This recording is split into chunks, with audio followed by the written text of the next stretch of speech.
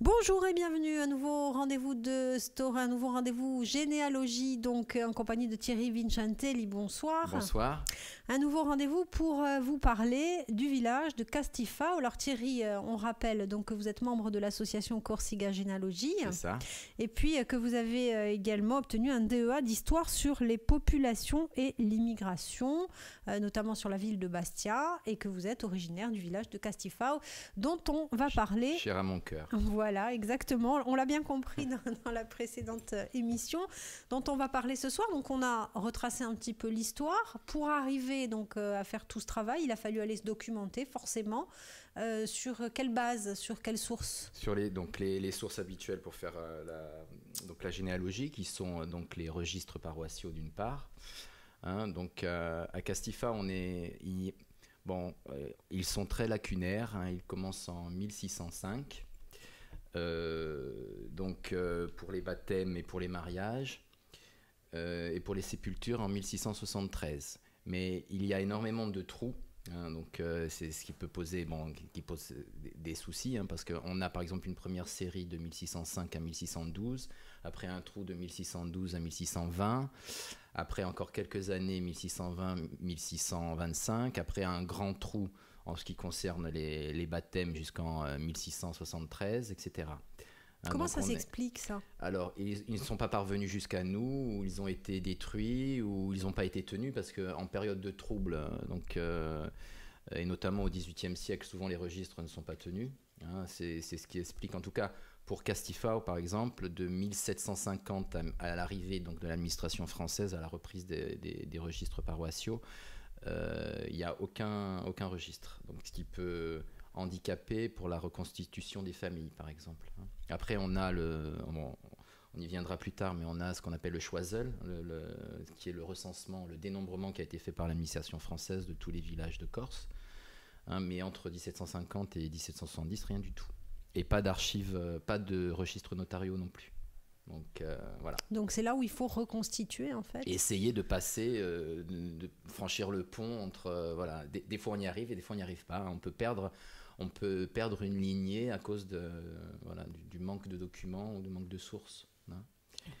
Et donc ces registres paroissiaux ont été déposés aux archives départementales de Bastia.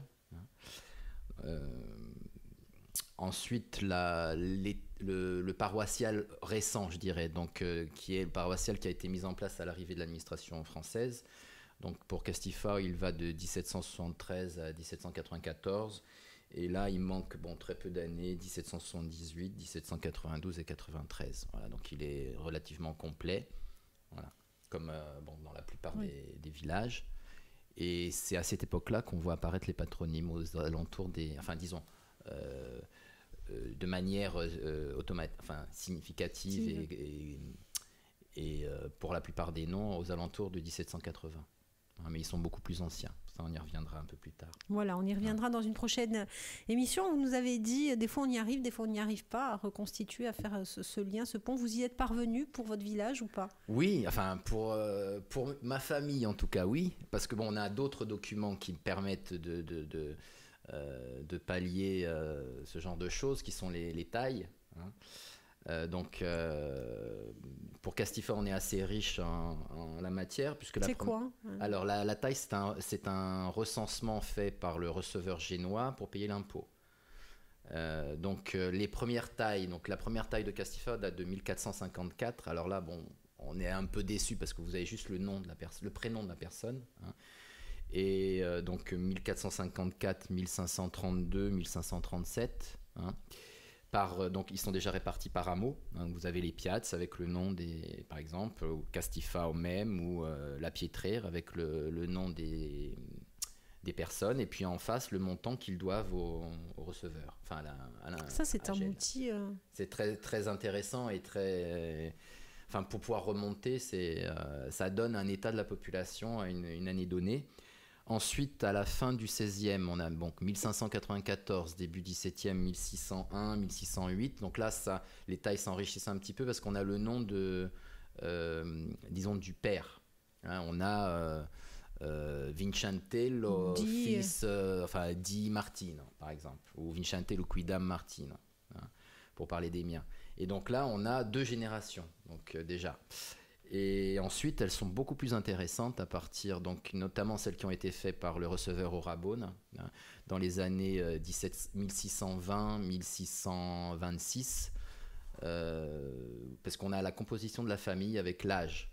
Donc c'est pratiquement comme un recensement moderne. Bon, il manque juste le patronyme, voilà. Tous ces documents, vous les trouvez donc aux archives non, ou ailleurs? Les tailles, justement, non. Les tailles, on ne les trouve pas aux archives, on les trouve à Gênes, à l'Archivio di Stato di Genova, où donc, notre association a fait une première campagne de photos donc, en janvier 2015. Donc, ils sont partis à 4 et ils ont fait 10 000 photos voilà, en une semaine. Et donc, une partie donc, des tailles donc, dont je parlais de Castifa vient de cette campagne de photos. Voilà, donc là, malheureusement, bon, il y en a quelques-unes aussi en Corse, aux archives départementales, mais bon, la majorité se trouve à Gênes.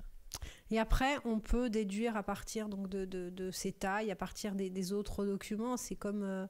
Alors, on arrive, les tailles ça permet de remonter c'est comme une équation mathématique après, voilà, in fine. Des fois, il y a une inconnue, donc voilà, en l'occurrence, entre 1750 et 1770, on peut être perdu.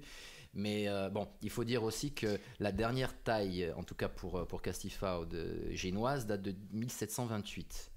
Hein, donc après, il faut attendre le Choiseul, donc qui est le dénombrement fait par l'administration française. Donc pour Castifao, malheureusement, il n'y a pas de patronyme, il y a juste le patronyme du curé, Dom Pietro Pompei, mais aucune famille n'a un patronyme à ce moment-là. Donc, ce sont des prénoms. Voilà, les prénoms. Comme dans beaucoup d'endroits en Corse, en fait, tous les noms de famille ont découlé des prénoms.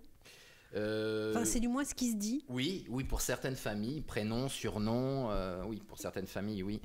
Et même des prénoms des fois inattendus, comme Luzinco, par exemple, on n'aurait pas l'habitude de l'entendre en tant que prénom. Casanova aussi, c'est un prénom, c'est devenu un nom de famille, mais c'est aussi un prénom.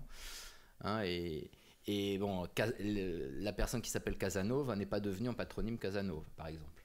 Hein, ça peut arriver oui, aussi. Oui, bien sûr. Hein, c'est pas du tout systématique. Hein. Ça peut un peu perturber, mais les Luzinc, par exemple, à Castifao, Luzinc, c'est des Cervoni. Enfin, si on les rattache, c'est un Cervoni. Voilà. Donc effectivement, il va falloir qu'on parle de ces patronymes dès la prochaine émission, à moins qu'on ait autre chose à rajouter sur les sources. Sur les sources, il y a une autre source qui est importante quand on veut faire de la généalogie, c'est les archives notariales.